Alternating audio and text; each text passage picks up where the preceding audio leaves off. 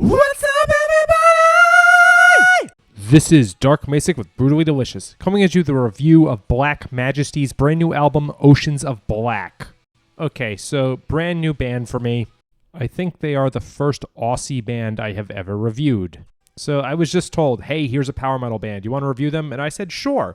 Not knowing what kind of power metal it is, I had no idea they were Australian, which is a nice touch.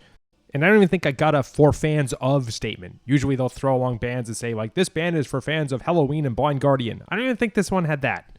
So I was very pleasantly surprised when it was not the easiest band ever to categorize. Black Majesty sounds somewhere in the realm of Dream Evil, Seven Kingdoms, Wars of the Trident, but also I heard some Avantasia in there too. They are not, and I cannot be clearer on this, not a Halloween or Stradivarius clone.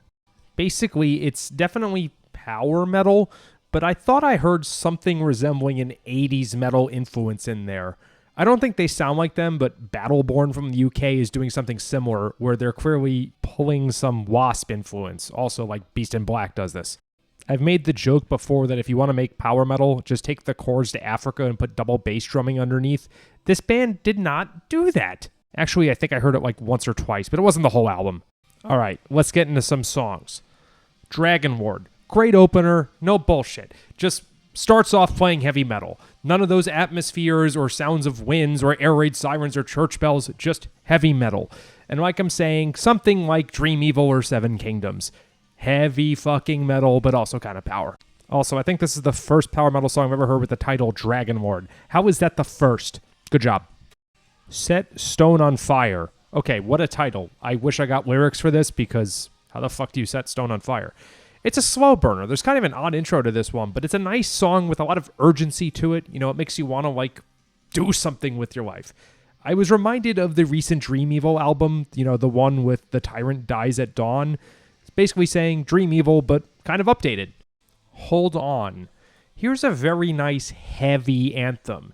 And by that, I mean that a lot of power metal anthems are very saccharine, and I love them. This is not like Eagle Fly Free, although the vocalist does remind me of Mikhail Kiske here. It's a sing-along, but I got more of that 80s metal vibe than I did from a lot of other power metal bands. Again, not really any Stradivarius here, but it wouldn't be weird if they were on the same bill. Oceans of Black. Here's a really nicely written song, simultaneously riffy and songy. In my head, a lot of metal gets divided into those that wrote riffs and strung them together and those that tried to write songs. This somehow gets the great Venn diagram center of those two. I would actually love to hear an acoustic version of this, you know, the distilled version of what the song is without the riff accoutrement. Only the Devil. Here's a great heavy metal burner. This is actually maybe a little more Stradivarius than all the other songs were, but it's still darker than what most might have expected. Maybe Avantasia is a good comparison. It's a really good kind of dark, also kind of power metal burner. Hellraiser. Here's another double bass power metal burner. Also reminded of Avantasia on this one. More melodic on this one, a little less dark, but it still sounds coherent with the rest of the album. Last but not least, Astral Voyager. Great spacey one, and that's not something I say very often. That's like pretty much reserved for Winter Sun or Skullforge because they wrote that song Make Space Great Again. Once again, I'm going to say it kind of reminded me of Avantasia. Maybe I'm just thinking of Lost in Space. But it's energetic and it's upbeat and still somehow carries the energy that much through the album. Wow, so maybe I have a new theory on this band. They should do like an offshoot of Mad with Power. I don't really know enough Australian cities to come up with a funny pun like that. My one Aussie friend always corrects my pronunciation of Melbourne, but something like Melbourne in Hell. I don't know.